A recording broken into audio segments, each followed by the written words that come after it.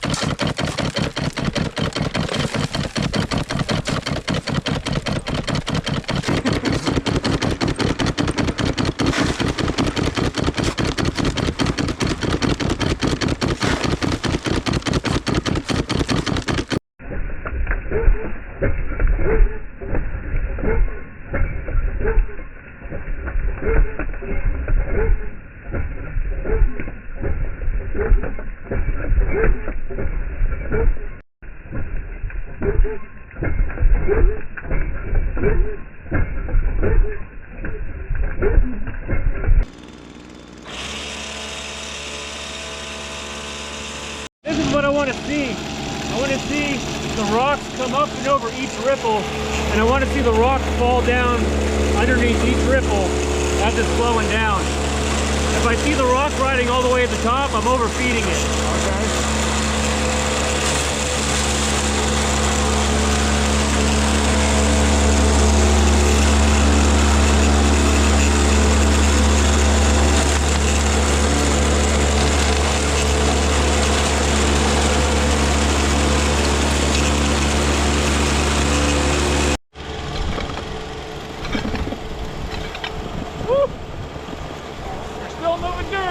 Same concept. The gold's down on the bedrock and we gotta get it through that machine. I don't know what it is. Gold is just trying to get back to the center of the earth like it always does. I thought it was trying to get into our pockets. If that were the case, I'd be retired already.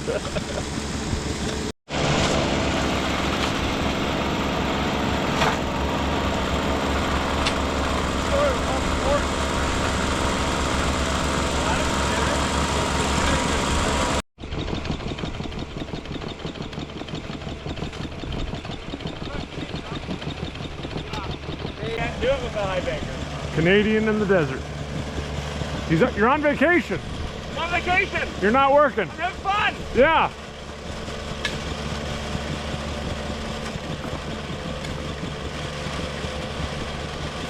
Dan's first dry washer.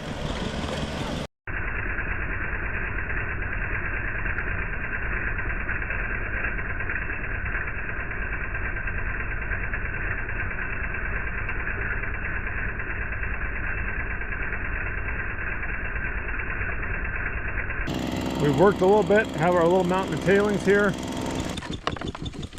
No pickers. quick look for anything big. Pickers. We're working down our first little test spot over there. See if we can find any gold, and if we have gold, we'll keep going. If we don't, we'll move on to somewhere else. So we're in the right spot. If you don't get sheelite out here, you're digging in the wrong spot. Come on, picker. Come on, picker. In the first run. The 20 had nothing. Now we're on to the minus 20. If we don't have a good showing here, we're going to move spots. There we go. First little speck of the day. He's excited. Let's go. Got him. Harry got excited about something. Got a little speck. I have to go really slow because the she light is kind of a pain. I see one guy right there. The gold will sit right on top of the she light in the pan. It's very frustrating. There's a piece. Oh, yep. We might have to put this in the expert of Dan here. I'm gonna bring out the close-up too, because I can see how jagged that is. That'll look really nice under the close-up camera. Yeah. Got some nice stuff there. Yeah. So Harry, for the little bit we did, is that a good showing for out here? Yeah. That's worth continuing. I'm gonna pound that spot. It's not bad, huh? Nice little showing, I yeah. thought you were going down there by the truck. That's pretty good. Nice gold for our first couple buckets. Dan's a celebrity out here in the desert. We got 3 cameras on Dan. Dan can't go anywhere without a camera on him. Yeah, it's like a press conference out here. Yeah. So in this area, there's a lot of quartz outcroppings that just come right up in the desert. Even though it's level ground, it's underlaid with a lot of quartz. So you can, when you're dry washing, you might get some stuff that's only traveled a few feet from the vein. Stays real coarse. Right. And I've seen a lot of it out here, and we were talking about maybe taking 20 buckets and crushing it sometime just to see. Yeah, and I know a guy that showed me he found a little outcropping. He crushed the gold. He took some chipped out the quartz, crushed it, and got some pickers and a lot of fines just in one little outcrop. So a lot of it's barren, but there's some really rich some spots. hot spots here. Yeah. Well, I'm very intrigued by all this quartz laying around. Maybe it's my hard rock background, but I am really excited to take some of this stuff and run it through the detector. This is just quartz veins that are in the bedrock here, in this schist bedrock, and they erode out, they break off, but the quartz is really, really hard. You'll see here, this bedrock is a schist. It's very flaky, very soft. It just crumbles in your hand. It's been sitting out here a long, long time. It makes a great gold trap for when the water starts running and moves the gold around. But this is the stuff that I'm interested in. And after Ron's story about that real high-grade quartz stuff, I think if I can get my hands on a detector, not only will I be looking in the wash for nuggets, but I want to detect some of this quartz and see if I can get any signals. But the quartz is very, very resistant both to chemical and physical weathering, and so you have these really nice intact quartz boulders sitting all over the desert. You can see where all the placer guys are just tossing them to the side. I have commandeered Dan's detector, and I'm swinging over all this quartz. Ron was saying that this area was hit really, really hard with detectors all through the 90s and the 2000s, and they took a ton of gold out of here via detectors.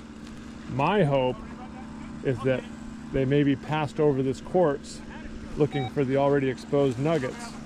I've got a really good signal right here by this bedrock fin. Right down here, something is coming in really nice and hot. And it's right where I'd expect to find gold, buried right down here in this bedrock crack. It's shown as non-ferrous on the detector. So let's see what we can find. I found it. Unfortunately, it's just a piece of foil. But it was a good signal. So the detector's working. Look at that little tiny piece of foil right there. That detector picked it up. That is amazing. Came through as a really nice signal too. Well, I found a lot of foil, a lot of little non-ferrous junk, and this shotgun shell. So I've been at it about an hour. I haven't found any gold yet. So I'm gonna get back to dry washing and see how the other guys are doing. Looks like they got the bedrock pretty well cleaned off here. I sure did. I'm gonna vacuum this up when Dan's done with my blower and get into these little cracks here. This is the stuff we're really looking for out here. And these little cracks and crevices. So they got it brushed down as best they can, but all this stuff could have gold in it here, you're saying? Yeah, and almost most dry washers, when they come out here, or people that dry wash, they don't vacuum. Okay. They'll just brush it, the metal detect it, and move on. And I'll come through and vacuum up, and I'll get what they missed. Oh, really? Yeah, more times than not, yep. And what have they worked here, like 10 buckets or something? Through our antique? Maybe almost a half a yard. Okay. Maybe 3/4 So or a third of a yard. they were moving stuff. Oh yeah. They were moving material. So we've taken the tray out of the dry washer. This is out of the puffer. You can see there's a lot of black sand in here showing up. What I do is I just do a shake like that, and then I kind of tap it with my fingers underneath. And if there's any gold in there, it'll pop right up out of it. You'll kind of see it like little golden light bulbs going off. But I'm not seeing any today so far in this run. But if they're real thin pieces, like a real thin, hammered thin flake of gold or a piece of wire gold, it can travel all the way down to the end. So that's why you don't want to run all day without cleaning out, especially as that dead space loads up. You know, then the gold will travel on past. So you've run like an hour, 10 buckets, or what do you? How do you kind of gauge? I just go until I'm tired. Yeah. Let your body determine. We've got that piece of bedrock swept off clean over there, so we just kind of cleaned an area and said, okay, this is a good test. Let's run it. Okay, awesome. So you're gonna pan it out now, or are you gonna just take it home? No, we'll do it here. Oh, cool, awesome. Out here in the desert, you guys are big into classifying before you pan, huh? Yeah, because it's easier to separate the gold out because of the specific gravity. And then what I do is I'll toss it someplace that I keep tabs on, and I'll check it with the detector when I'm finished. At the very end, just in case. I've picked off some nice quartz gold pieces that way. That you don't see them, Right, then you'll be walking along with the detector, and all of a sudden, bing! Oh, cool! Yeah. And that might be more gold, right? That one piece, than everything you pan. Right. If a detector can get it, it's pretty good size. Right. Show us how to pan, Jason. My first panning in the desert here. Let's see how we do. He's got it all nice and classified for me. And we got muddy water. That's okay. The gold doesn't care. You can't get muddy water just anywhere. No. So I'm just going to do a little bit quicker pan here, because we can get back to shoveling. We need to get back to shoveling. It's a volume game. Yeah. The more you get through the dry washer, the more gold ends up in the bottle. Yeah, and we can take this home and sluice it or pan it later at the kitchen table. Ooh, there's some gold in there. Yeah. Little line of fines. There's a nice little. Oh yeah, there's a chunky piece. And it all bounced right up into the crease there. Yep. Desert gold. Desert gold. Yeah, there's another piece kind of hiding. Oh yeah, down there it is. That's bigger piece. Hold on. Hey, it's a picker. If you can pick it up, it's a picker. Is this Ron's high banking? Yep. No. High banking, the dry washing. Dry washing. Oh, yeah. If we had enough water, it could be high banking. Hold on, two pickers. Two pickers. Can I make two pickers? Hold on. If you got tiny fingers, you get more pickers. Yeah. It doesn't matter how long it takes you to pick it up. Well, Might take you a week, but if you can pick it up, it's a picker. Got it. Got it. Nice. That's two. Two pickers. You wanted to see the sheelite? Right there. There it is. All this white stuff, that's all all. sheelite. Wow. Tungsten ore. Yeah. Tungsten ore. So they were mining that. Oh Yeah, yeah. that's why these tailing piles are left here. And I'm very interested in the magnetics here. Okay, All whose right. gold is this? Whoever wants it. It's Rogers or Rogers. Rusty. Well, Dan thinks he's found the winter spot over here. Oh yeah, You got a pile of stuff here you moved. I moved a lot. You must be tired. I am. On vacation. So you're working this little spot right up here, right down to Bedrock, huh? Dan is over there working on his pan, but he has cleaned off this entire little bedrock shelf here with all these little bedrock cracks in it. And I think the next step is going to be to come in and dust it off, sweep it down, vacuum it up. But they're working the dry washing cons right now. Let's go take a look. Alrighty, look at all that white. That's all sheelite. I'll go quick. I'll do one quick reveal, and then I'll go take time and see how much gold's actually there. One picker. Oops, moved it. Yeah, nice. Dan's first desert gold. Dan just finished his run, about half an hour, and he got his gold. He has challenged me now to a duel, if you will. So now it's my turn. I'm going to run about half an hour, and we will compare who got more gold. It's a challenge. It's a challenge. But it's a challenge that I want you to win here.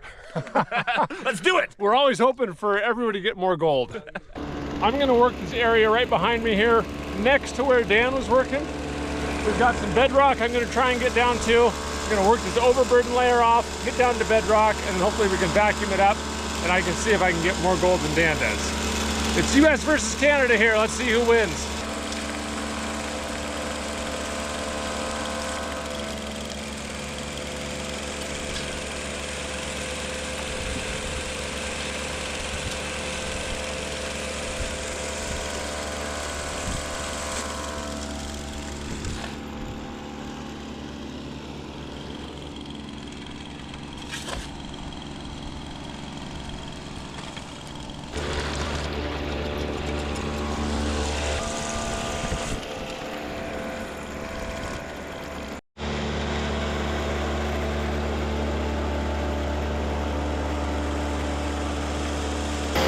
Well, I just finished with my run.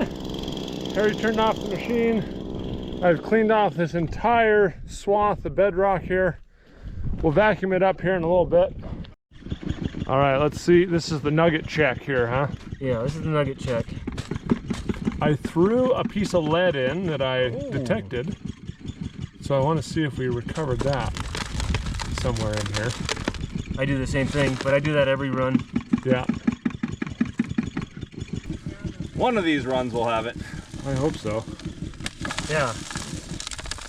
A lot of effort. That's okay. We're here for gold and fun. Mostly fun. So far we've had a lot of one. Yeah. Uh-oh, there's cheering going on. Oh, I tried to put it in back. Oh, Harry's so excited. I can't put this back together again. Here is a piece of wire gold. Red. That is awesome. Does that count as a picker? That is totally a picker. Sure does. Oh, I've only got one hand. There. Get that stick out of the way. You just beat me in that one piece alone. That's a nice, bright little piece.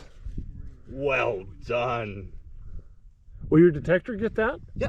Will it? Yeah, if you want to put that down somewhere that we know we can pick it up again. Oh, I don't want to put it down. Don't lose it. Okay, here comes our piece of gold. We're going to see if Dan can pull this with the detector. There it is. No. Just small enough. No, it doesn't do it. That's right. Does it sound like this? Yeah, that's what I was hoping for. This big coil I don't think is as sensitive as the little coil. Yeah. So that's just a little bit too small to detect. Oh. It had it. Did you hear the little? Yeah. Touching it, it had it. Yep. You got to be right on that thing. Yeah. The challenges of panning this area. Yeah, that shelight's very heavy. It gets right in there. And there's lots of gold Yeah. Oh yeah. up in there. I see a couple chunkies underneath that sheelight. What I like is when the gold is the size of that sheelight. Mm-hmm. That would be nice. I've had it before. It's amazing, but rare. Oh, is that a piece right there? No. I don't think Oh, so. there we go. Right there. There's a chunky. Yeah. Nice. Yep, you can see the gold poking out there. I think the shelight's a magnet for gold. The other one. There you go. Yeah, look at how coarse that. You look at that under a loop. It's really amazing stuff. I know somebody that has a microscope. Yeah, I got a loop over here in the back of my truck. Nice. That's cool. That's a nice piece. All right, I'll get this cleaned up because yeah, I see a bunch more over here. Coarse stuff. So there is kind of a close-up of some of our gold. The scheelite and the magnetite make it very, very difficult. But there is quite a bit of gold there for half an hour of work. So I believe I've beat Dan, but he's trying to redeem himself over there shoveling as fast as a Canadian can shovel. We'll see if he can do better. You wore yourself out. I did. That was exhausting.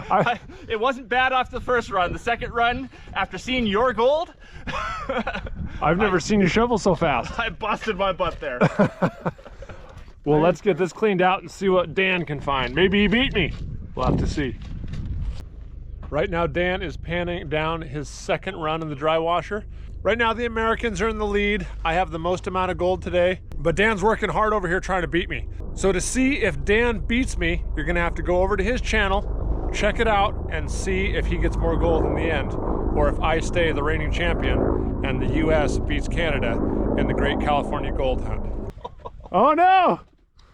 You got one? Check out Dan's channel to see what he found. I found something intriguing here. As I was digging and scraping the bedrock, I got to about this level here, and I couldn't scrape anymore because I kept hitting big rocks. And they were like these rocks. And they weren't just mishmashed in there. They were all interlocked all through here. And I'd have to pry each and every one of them out. They don't seem to be bedrock, but they seem to be like they were washed in place and just locked in place. And it was from about here back, and it continues. They're still back here. Like you can see here, they're just locked in place, all these big rocks. So you said there were spots that might not have been scraped. Yep. When they were mining? Yep. That could be it. Yep, that was my theory. And we're flat. We've come up and flattened. We are winding down here today. I have had so much fun learning how to dry wash. I found some really nice gold. Dan's found some good gold. I wanted to give a big thank you to Mine Operator and Mad Mining for letting us come out and use their claim, and also to PLP, Public Lands for the People. They're helping all these small mining districts stay active and helping small miners keep their mining rights. So I'll leave links to all the websites down below. Check them out. Thanks everybody for watching, and we'll see you on the next video.